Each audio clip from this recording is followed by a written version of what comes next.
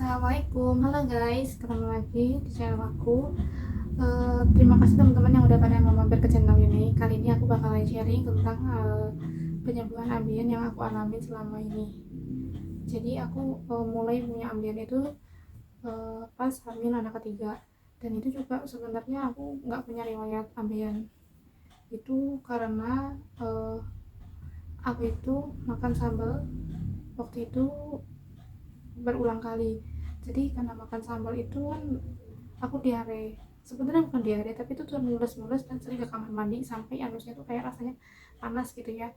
Karena yang namanya makan sambal itu kan memang bisa mengiritasi usus ya, akhirnya lambung jadi lambung itu jadi stres. Akhirnya eh, lambung stres, dia akhirnya mengeluarkan gas, terus akhirnya aku diare. Tapi di situ aku nggak diare ya, cuma paling BAB 3 kali aja gitu. Cuma yang dipermasalahkan kok bisa jadi ambien karena aku jongkok, BAB-nya jongkok, terus juga aku keadaannya kondisinya lagi hamil, jadi bertambahlah itu bebannya anus ya, untuk keluarin, untuk ngejan ya kayak gitu. Jadi sebenarnya ngejan itu tuh nggak boleh sama sekali ya, karena nanti bakalan itu di situ nanti kita bisa punya ambien gara-gara ngejan itu gitu. Sedangkan kalau lagi mules kan kepengennya ngeluarin apa yang ada di dalam kan rasanya kayak ada yang mendorong perut, kayak ada yang rasa pengen digoreng, tapi ternyata tuh nggak ada karena saking yang sudah habis apa yang ada di dalam perut. Tapi tetap aja rasanya kayak ada yang mau keluar, tapi sebenarnya itu cuma angin aja. Nah yang itulah yang menyebabkan kita tuh punya ambien.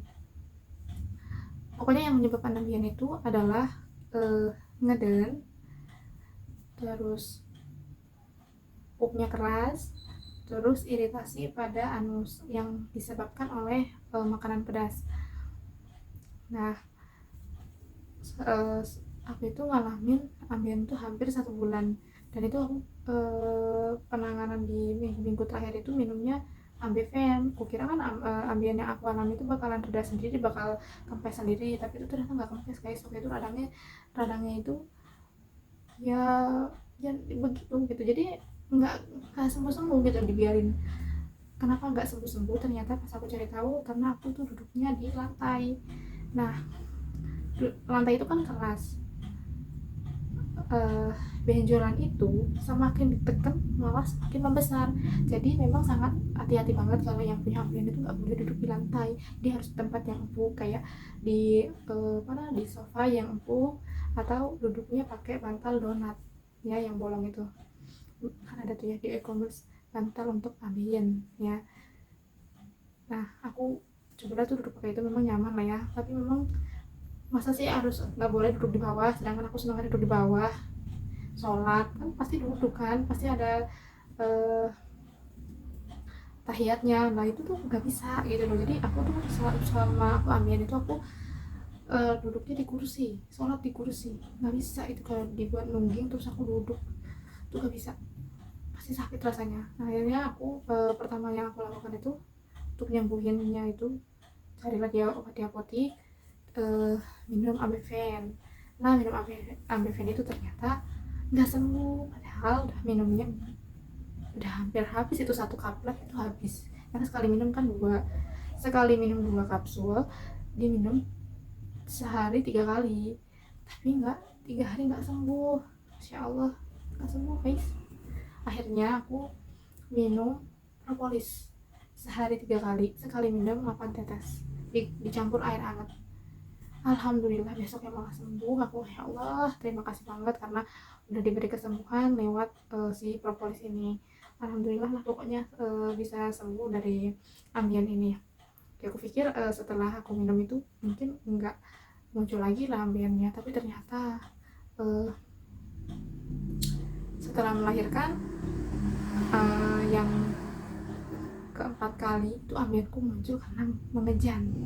Jadi kan proses melahirkan itu pasti kan kita dorong anak kan, tapi itu pas bukaan 9 aku tuh udah nggak sabar banget pengen ngeluarin itu anak gitu. Jadi udah kepengen itu di ngejenin aja pokoknya. Nah itu di situ aku ngejen, ternyata ambienku kumat lagi. Dan di situ aku ambil kesimpulan bahwa sebenarnya kalau orang sudah pernah kena ambeien, jadi itu bakalan kena ambeien lagi, bisa kena ambeien lagi. Tapi ambeien itu bisa diminimalisir untuk dia nggak keluarnya atau untuk tidak bertambah besar. Di salah satunya tadi ketika sudah mulai muncul ambeien itu karena sebab-sebab tadi makan pedas atau mengejan, diare, itu kita bisa minum herbal yang anti radang. Contohnya herbal anti radang yang aku minum yaitu Ambeven, tapi aku nggak cocok pakai Ambeven. Aku cocok pakai propolis. Aku cocok pakai propolis, mereknya British Propolis. Nah, alhamdulillah aku selalu cocok lah minum itu. Makanya aku selalu punya propolis ini di rumah.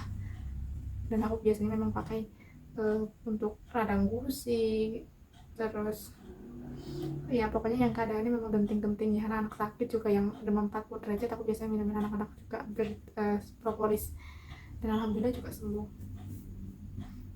Jadi istilahnya lah itu P3K di rumah ada gitu ya, si propolis tadi. Terus juga teman-teman juga harus tahu kalau yang namanya ambeien itu sebenarnya memang dari asal mulanya sebenarnya dari mulut kita juga gitu loh, apa yang kita makan gitu loh yang menyebabkan si anus itu keluar benjolan. Jadi hati-hati banget sama makanan, harus dijaga pola makannya. Kalau memang pupnya keras ya makan pepaya, atau kalau teman-teman nggak suka pepaya, teman-teman bisa minum B kompleks untuk membantu pencernaan lebih bisa mengeluarkan asam dan melunakkan makanan-makanan yang kita makan sehingga pupnya itu nggak keras. Terus apalagi ya teman-teman yang aku tahu sih itu ya. Oh iya, satu lagi, aku itu karena serang pedas juga, jadi aku juga nyediain Zenoza. Zenoza itu isinya kunyit-kunyitan. Jadi kunyit-kunyitan itu dapat mendinginkan usus. Jadi kalau kita habis makan pedas itu kan rasanya panas ya, terus bisa muncul ambeien keluar lagi. Nah itu aku tuh selalu minum Zenoza kalau memang makanannya lagi pedas banget, biar nggak diare juga. Minum Zenoza itu biar nggak diare, itu efeknya tuh setelah minum Zenoza itu pokoknya nggak diare, terus juga yang nggak panas, dan nggak apa tuh namanya, nggak memunculkan si siapa, si ambeien itu lah. Pokoknya aku bener-bener setakut itu buat kena ambeien terulang gitu. Apalagi dengar-dengar kalau ambeien itu kalau sudah punya terus lama-lama bisa membesar juga keadaannya dan bisa lebih buruk. Makanya jangan sampai menurut aku tuh ambeien itu bertambah besar gitu ya. Pokoknya bagaimana caranya aku harus sembuh dari ambeien kalau ambeien itu tuh keluar. Itulah teman-teman sharing tentang ambeien aku dan penanganannya. Walaupun aku nggak bilang aku sembuh dari ambeien, tapi aku menangani ambeien itu jangan sampai terulang lagi. Maksud jangan sampai dia keluar, jangan sampai dia meradang sampai ukuran size-nya itu membesar. Dan itu tadi aku pokoknya harus sehat karena aku punya banyak anak, aku harus ngurusin mereka, jadi aku nggak mau sakit. Jadi aku bakalan ngeluarin berapapun untuk herbal yang aku minum, walaupun memang mereka mahal ya aku harus beli, karena yang salah kan aku juga gitu loh, yang bikin sakit itu kan aku juga.